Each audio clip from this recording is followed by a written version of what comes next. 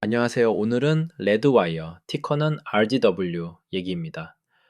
왜 지금 RDW를 소개하는지, 그리고 요즘 화제인 우주 데이터 센터 흐름에서 RDW가 어떤 역할로 엮일 수 있는지를 최대한 쉽게 풀어보겠습니다.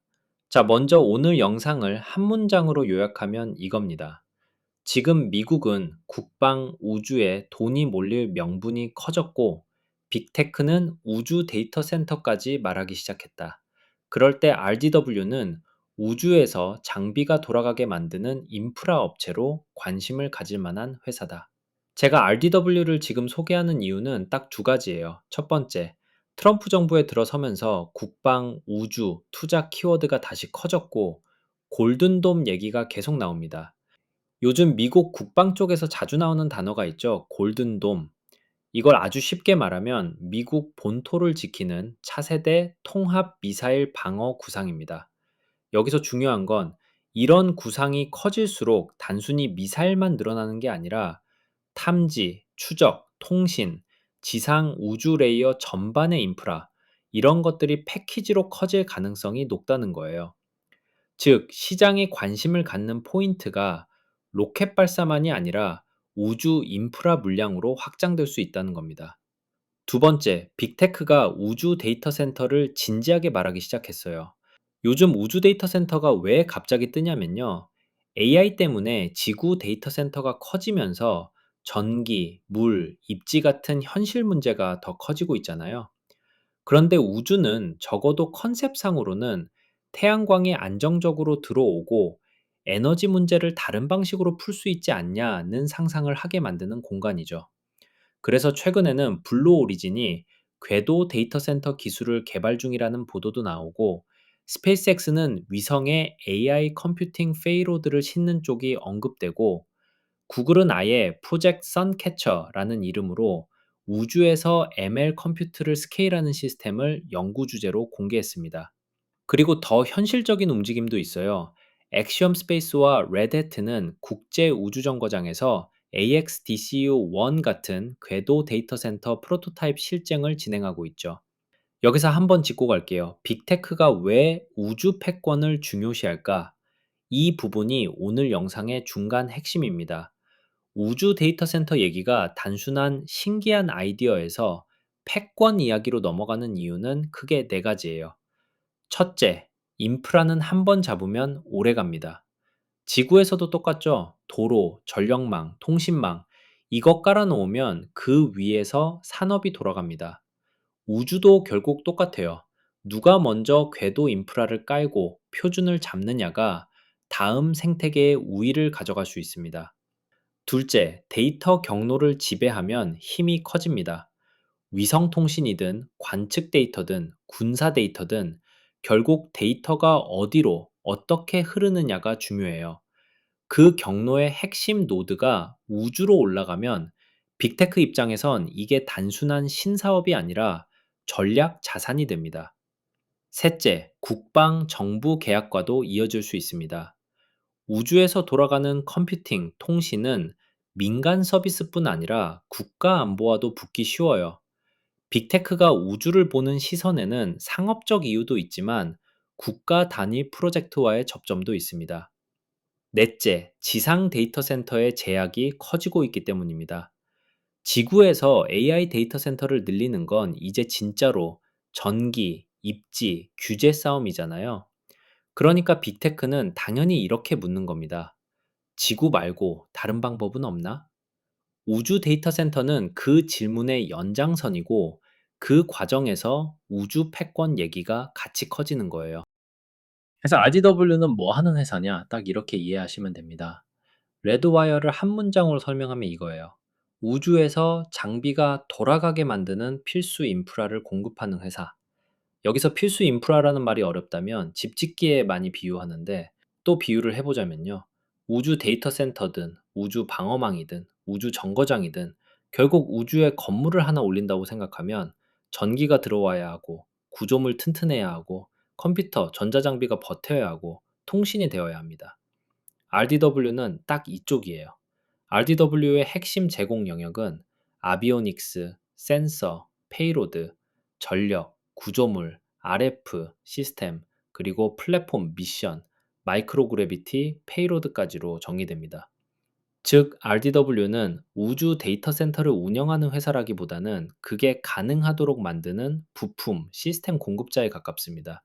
RDW는 최근 방산 쪽으로 포트폴리오도 확장하고 있습니다. RDW는 2025년에 에지 어토노미라는 무인기 UAS 업체를 인수했고 6월 13일에 인수 완료를 공식 발표했습니다. 이게 의미하는 건 간단해요. RDW가 이제는 우주만 하는 회사가 아니라 우주와 방산까지 묶인 형태로 확장됐다는 겁니다. 그래서 국방, 우주 예산이라는 큰 파도가 올 때 RDW는 그 파도에 엮일 수 있는 사업 바구니가 넓어진 상태라고 볼 수 있죠. 그럼 우주 데이터 센터 테마에서 RDW가 왜 언급될 수 있냐? 여기서 핵심은 우주 데이터 센터가 뭔가요를 너무 SF로만 보면 안 된다는 겁니다. 현실에서 먼저 오는 건 대형 데이터 센터가 아니라 우주 엣지 컴퓨팅, 즉 우주에서 생긴 데이터를 지구로 다 내리기 전에 우주에서 일부 처리해서 효율을 올리자, 이 흐름이에요. ISS에서 AXDCU-1 같은 실증이 나오는 것도 바로 이 첫 단계라고 보시면 됩니다. 그럼 이 단계에서 제일 중요한 게 뭐냐? 전기입니다. 컴퓨팅은 결국 전기를 먹고 우주에서 전기를 안정적으로 확보하는 건 데이터 센터든 센서든 다 똑같이 중요합니다. RDW는 대표 제품으로 로사, 같은 전력 솔루션이 있고 최근 실적 발표에서도 엑시옴의 상업용 우주정거장 모듈에 로사를 공급하는 계약을 언급했습니다. 즉, 우주 데이터 센터가 커지면 커질수록 전력, 구조, 통신 같은 우주 인프라 수요가 커질 수 있고 RDW는 그중 전력 쪽을 포함해서 여러 인프라 영역을 갖고 있다는 게 포인트입니다. 자, 그래서 결론. 우주 데이터 센터에 투자한다면 RDW가 괜찮냐? 여기서부터는 절대 추천이 아니라 테마 관점에서의 체크리스트로만 정리해 볼게요. 제 개인적인 생각에 RDW는 꽤 괜찮은 후보로 보일 수 있겠다입니다. RDW는 우주 데이터 센터 운영이 아니라 우주 인프라, 전력, 구조, 전자, 통신 쪽이라서 테마가 커질 때 삽과 곡괭이 포지션이 될 수 있습니다. 실제로 회사는 2025년 3분기 실적에서 매출 1억 340만 달러, 북투빌 1.25, 컨트랙티드 백럭 3억 5,560만 달러를 공개했어요. 아, 용어가 어렵죠? 북투빌은 쉽게 말해서 이번 분기에 새로 받은 주문이 이번 분기에 기록한 매출보다 얼마나 많았냐를 보는 비율이에요. 그래서 북투빌 이 1보다 크면 이번 분기에 팔아치운 속도보다 새 일감이 더 빠르게 들어왔다는 뜻입니다. Contracted Backlog는 이미 계약은 됐는데 아직 매출로 잡히지 않은 남아있는 일감의 총량이에요. 쉽게 말하면 확정된 일감 재고죠. 오늘 계약을 따냈다고 매출이 바로 찍히는 게 아니라 납품하고 진행률이 쌓여야 매출이 잡히니까 그 사이에 남아있는 금액이 배클록으로 쌓입니다. 네, 어쨌든 테마주가 아니라 수주 지표를 같이 볼 수 있는 회사라는 점이 있습니다. 또한 에지 어토노미 인수로 우주뿐 아니라 방산 쪽까지 포트폴리오가 넓어졌고 이건 국방, 우주 투자 사이클에서 회사 스토리가 더 단단해질 여지가 있습니다. 자, 동시에 반드시 리스크도 있겠죠?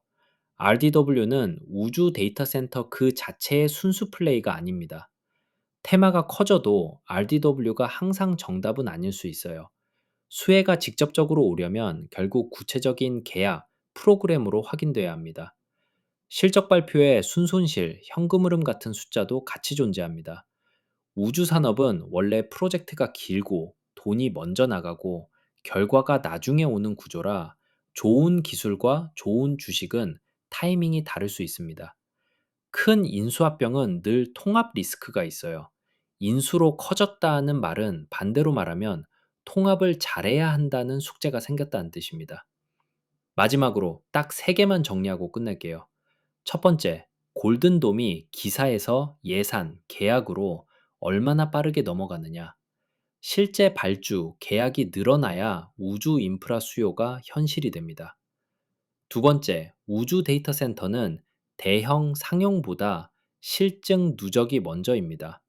ISS에서의 실증, 빅테크의 실제 프로토타입 계획이 어느 정도 속도로 쌓이느냐를 보셔야 합니다. 세 번째, RDW는 테마가 아니라 계약, 백로그, 마진, 현금 흐름으로 확인, 특히 백로그와 북투빌이 유지되는지, 그리고 인수 이후 통합이 숫자로 좋아지는지, 이게 장기 투자자에겐 핵심입니다. 정리하겠습니다. 우주 데이터 센터는 아직 확정 미래가 아니라 실증이 시작된 단계에 가깝고요. 그 과정에서 RDW는 우주에서 무언가가 돌아가게 만드는 전력, 구조, 전자, 통신 같은 인프라 공급자로 엮일 수 있는 회사입니다. 다만 이건 어디까지나 가능성이고 우리가 해야 할 건 단순합니다. 말이 아니라 계약과 숫자로 확인하기. 오늘 영상은 여기까지입니다. 도움이 되셨다면 좋아요, 구독 한 번씩 눌러주시고요. 투자는 언제나 본인 판단입니다. 감사합니다.